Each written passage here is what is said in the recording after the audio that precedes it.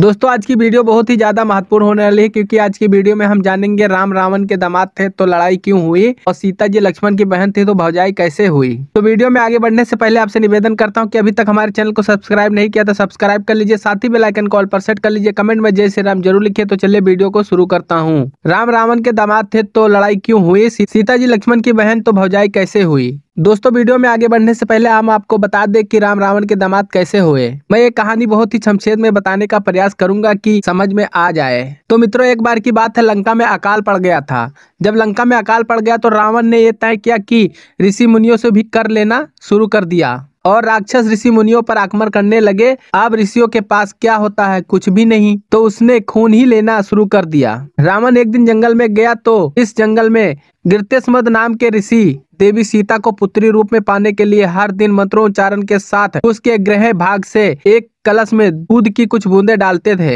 एक दिन जब ऋषि आश्रम में नहीं थे तब रावण वहां पहुंचा और मौजूद ऋषियों पर आक्रमण कर उनका रक्त कलश में भर लिया। इस कलश को रावण महल में लाकर छुपा दिया। मंदोदरी उस कलश को लेकर बहुत ही उत्साहित थी कि आखिर इसमें क्या है। एक दिन जब रावण महल में नहीं था तब चुपके से मंदोदरी उस कलश को खोलकर देखा और मंदोदरी ने उसको उठाकर सारा रक्त पी गई, जिससे मंदोदरी का गर्भ ठहर गया। अब मंदोदरी और भी ज्यादा परेशान हो गई। उसने इस गर्भ को गिराने का सोचा और रावण से कहा कि महाराज, मैंने सुना है कि जब आप दहाड़ते हैं तो बड़ी से बड़ी स्त्रियों का गर्भ गिर जाता है।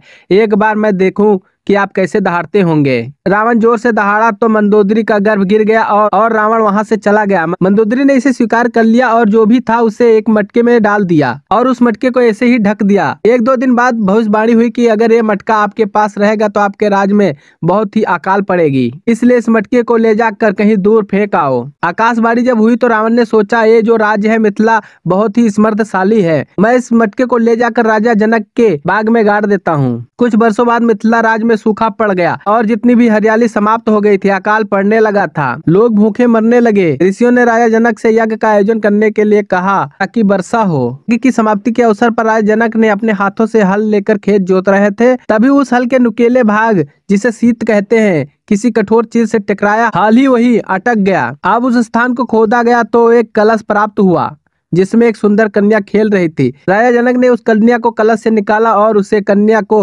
अपनी पुत्र बनाकर साथ ले आए। इस संतान सुनैना और राजा जनक की संतान की इच्छा पूरी हुई कि शीत से टकराने से वो कलश मिला था जिससे सीता प्रकट हुई, इसलिए उस कन्या का नाम सीता रखा गया। मित्रों उस दिन से अकाल समाप्त हो गया और जो राजा जनक का राज है वो फल फूलने लगा। तो वो लड़की धीरे धीरे बड़ी होने लगी। आपको पता ही होगा कि सीता जी की शादी भगवान श्री राम से कर दी गई, लेकिन शादी से पहले एक दिन रावण वहां आया राजा जनक के दरबार में और उसने सीता जी का हाथ देख करके कहा कि ये लड़की तो मेरा साक्षात काल है, क्योंकि ये एक बार लंका आएगी, इसका जो पति है वो मुझे मारेगा और मेरे विनाश करेगा। ऐसा देख करके वो वहां से चला गया, लेकिन उनकी सुंदरता पर ही मोहित हो गया।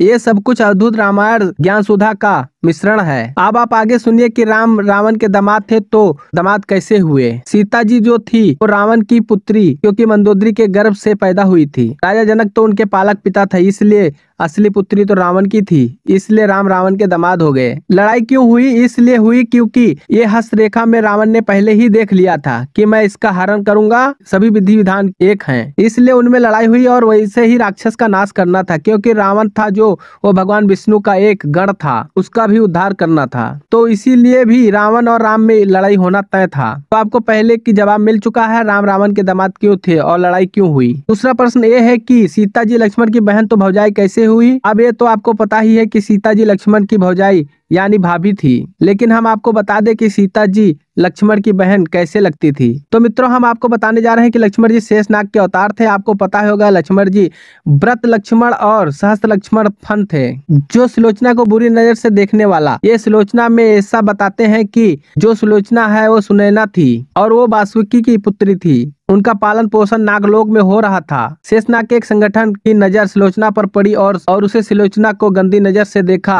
शेषनाग की पुत्री लगती थी, गंदी नजर से देखा। जब ये बात शेषनाग को मालूम हुई तो शेषनाग जी ने एक फन तुरंत ही काट दिया जो गंदी नजर से देख रहा था। वही फन मेघनाथ था और शेषनाग जी से ही मेघनाथ की उत्पत्ति हुई थी और शेषनाग जी से ही लक्ष्मण भी उत्पन्न हुए थे। दोनों ही शेषनाग के अवतार थे। तो मेघनाथ वही, क्योंकि सीता जी मंदोदरी के गर्भ से उत्पन्न हुई थी और इधर मेघनाथ मंदोदरी के गर्भ से हुए थे, इसलिए मेघनाथ और लक्ष्मण दोनों शेषनाग जी से उत्पन्न हुए थे, दोनों भाई भाई हो गए। इस कारण सीता जी मेघनाथ की भी बहन हुई और लक्ष्मण जी की भी बहन हुई, क्योंकि दोनों ही शेषनाग से उत्पन्न थे। इस प्रकार से सीता जी लक्ष्मण जी की बहन ठीक थी। हालांकि आप सभी को पता होगा कि सीता जी धरती हालांकि आप सभी को पता होगा कि सीता जी धरती से उत्पन्न हुई थी और शेषनाग जी धरती को फन के ऊपर धारण किए हुए हैं, इसलिए भी उनको अपने बहन मानते हैं। हमारी ये खास जानकारी आपको कैसी लगी हमें कमेंट करके जरूर बताइए। कमेंट में जय श्री राम जरूर लिखिए। वीडियो देखने के लिए धन्यवाद।